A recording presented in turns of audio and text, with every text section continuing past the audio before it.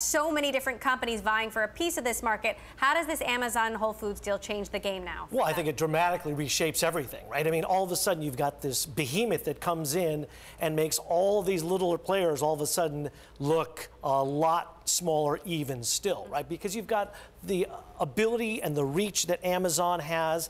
I mean, there's a lot of very interesting synergies between between Amazon and Whole Foods and what you can do. So all of a sudden, it becomes very interesting. And when you throw in the new little Amazon Wand Dash device, where you can tie that into your shopping as well. I mean, they've got a very interesting angle that changes the whole nature of how we think about groceries. I think that makes it really tough for the little guys. Ellen, Instacart is a big competitor to Amazon Fresh, and yet they have a partnership with Whole Foods. What does this mean for Instacart? It is super complicated for Instacart. So Whole Foods was their first national retail partner. They're actually an investor in Instacart. They've had this tight relationship for years. And then to go around and have Whole Foods all of a sudden be a subsidiary of Amazon, very complicated for Instacart.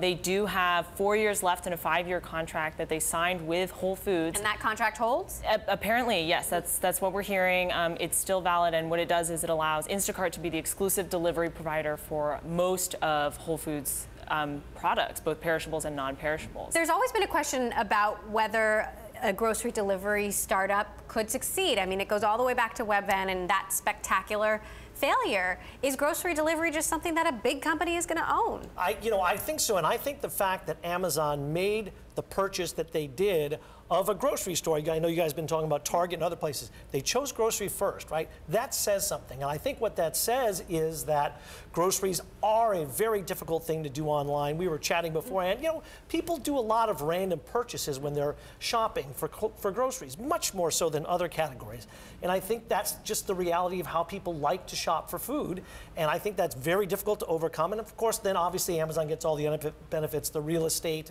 and all the other warehousing and all those other kinds of things. But I do think it says something about the nature of online shopping can only go so far. Yeah, I mean, personal story, I think I did online grocery shopping for about a year, and then I started going back to going into the physical store, and I just had such a more pleasant experience.